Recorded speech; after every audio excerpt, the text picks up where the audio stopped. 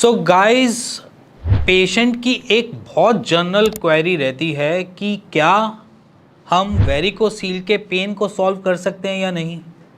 क्या हमें उसके लिए पेन किलर ही खाने की ज़रूरत पड़ेगी? क्योंकि ऐसे जनरल टॉपिक्स जो हैं वो मेरे को अपने ओपीडी में भी मिल जाते हैं और साइड बाय साइड आप जो क्वेरीज भेजते हो उसमें भी मिल जाता है। बहुत हॉट टॉपिक है कि क्या वेरिकोसील का पेन हम सॉर्टेड कर सकते हैं विदाउट एनी पेन किलर। तो यस, आप कर सकते हो बिना किसी पेन किलर को इनटेक करे। देखो जनरली क्या होता है, वेरिकोसील को थोड़ा सा समझना, पेन स्टार्ट कैसे हुआ, क्योंकि वेरिकोसील को जब तक आप समझोगे नहीं तब तक आपको समझ में नहीं आएगा कि उसको रिकवर कैसे करना है या उसको ठीक कैसे रखना है। तो सबसे पहले सिंपल तरीके से समझते हैं। वेरिकोसील आपकी एक सूजन आई हुई है एक वेन के अंदर जो टेस्टिकुलर एरिया में मिलती है, आपके स्क्रोटम के अंदर आती है।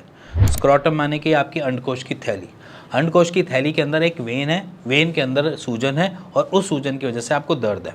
अब वो जो दर्द है उसका कोरिलेशन क्या निकलता है, सूजन। अब सूजन कैसे आएगी? तो सबसे पहले समझो कि सूजन आपके ब्लड के फ्लो के रिफ्लक्सिस की वजह से आई। अब रिफ्लक्सिस क्या है? रिफ्लक्सिस वो जगह जहाँ पर ब्लड का फ्लो टूवर्ड्स घूम रहा है टेस्टिकल्स की तरफ आने के लिए। मान लीजिए कि ब्लड को ऐसे फ्लो करना चाहिए था बट वो ऐसे ना फ्लो करके ऐसे फ्लो कर रहा है, ठीक है। जब वहाँ पर ब्लड फ्लो करता है ऑपोजिट डायरेक्शन के लिए यूटर्न मारता है, वहाँ की वॉल्स बार बार हिट होने की वजह से, बार बार इम्पैक्ट आने की वजह से इन्फ्लेम्ड हो गई है। उस इन्फ्लेमेशन का दर्द आपको मिलता है। अब उस इन्फ्लेमेशन को कैसे सॉल्व करें? उस इन्फ्लेमेशन का सॉल्व करने का एक ही तरीका है कि हम अपने ब्लड के फ्लो को रिफ्लक्सिस ना आने दिया जाए। ना आने में क्या होता है, सबसे पहली चीज़ आती है आपकी एक्सरसाइजेस। पहले टिप याद रखना कि एक्सरसाइजेस जो बेसिकली आपके ब्लड के फ्लो को बेटर बनाए रखेगी, आपके रिफ्लक्सिस होने से रोकेगी, जिसकी वजह से इन्फ्लेमेशन नहीं आएगी और दर्द आपका बनेगा ही नहीं। अब जैसे वेरिकोसील में जनरल होता है ना कि महीने में 3 या 4 बार ही दर्द होना, या किसी किसी के हफ्ते में 2 बार ही होना, किसी के महीने में 5 बार ही होना।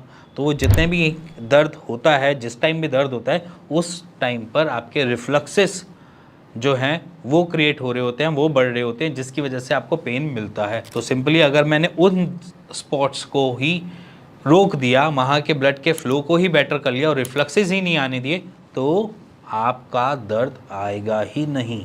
तो सिंपली एक्सरसाइज जो है वो जर्नल है, मैंने उसके लिए पूरी वीडियो भी बना रखी है, बट मैं फिर भी इस वीडियो में बता देता हूँ कि आपने पैरों को ऊपर करना है, इस बॉल का सपोर्ट लेना है और सिर्फ रिलैक्स करके लाई डाउन हो जाना है। और इसमें जनरली कुछ नहीं करना। अगर आपको कुछ थोड़ा बहुत करना है उसके अंदर, तो अपने बैक के पीछे की तरफ एक पिल्लो, मोटा पिल्लो रख लेना और उसके बाद अपलिफ्ट करके अपने लेग्स को ऊपर रख लेना, जिससे ब्लड का flow towards anti gravity force का यूज़ करते हुए ऊपर की तरफ जाएगा, आपके पेल्विक एरिया की तरफ जाएगा और वहाँ पर ब्लड के फ्लो को रिफ्लक्सिस नहीं आने देगा। पहली एक्सरसाइज। अब दूसरी चीज़ होती है इसमें डाइट।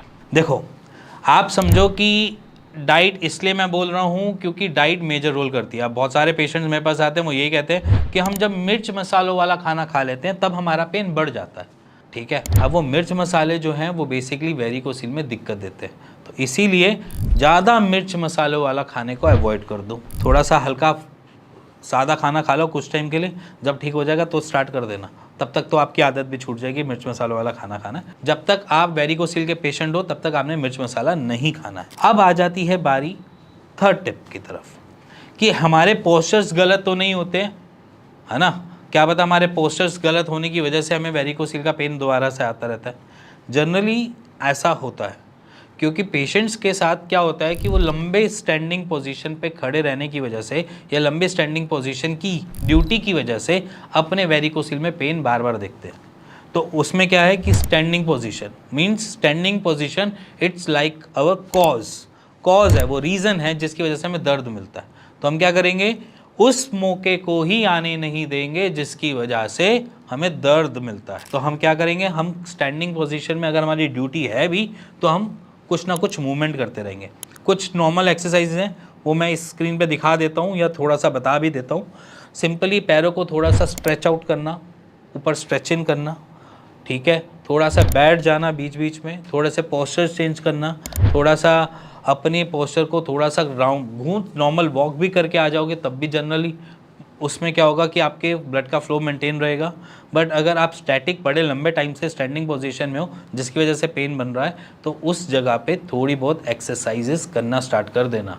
कि जनरली हम क्या करेंगे, बटरफ्लाई एक्सरसाइज कर लें, थोड़ा सा टाइम मिले, कोने का जगह मिले, बटरफ्लाई एक्सरसाइज करके फिर दोबारा अपनी ड्यूटी पे आ गए, ऐसा भी कर सकते हो। तो बटरफ्लाई एक्सरसाइज आपको दिख रही है तो इसको थोड़ा सा आप कर लेना, क्योंकि ये लंबे स्टैंडिंग होने के वाले दर्द से आपको रोक सकती है। अब जनरली क्या होता है कि वेरिकोसील में पोस्चर्स बहुत मैटर करते हैं, जैसे मैंने अभी इस पॉइंट में बताया। पोस्चर्स कैसे होते हैं, जैसे कि आप स्क्रोटल का सपोर्टर यूज़ कर रहे हो, जनरल है कि वेरिकोसील हुआ है तो सपोर्टर पहनना ही है, चाहे आपने वो एलोपैथी डॉक्टर ने बोला हो, चाहे वो होम्योपैथी डॉक्टर ने, चाहे वो आयुर्वेद डॉक्टर ने बोला हो, कि सभी ये आपको रिकमेंड करते हैं सपोर्टर डालने की, है ना। सपोर्टर डालने के वक्त आप कुछ पोस्चर्स को अवॉइड करेंगे जिससे आपका नीचे वाला एरिया या पेल्विक एरिया वाला स्क्वीज्ड हो।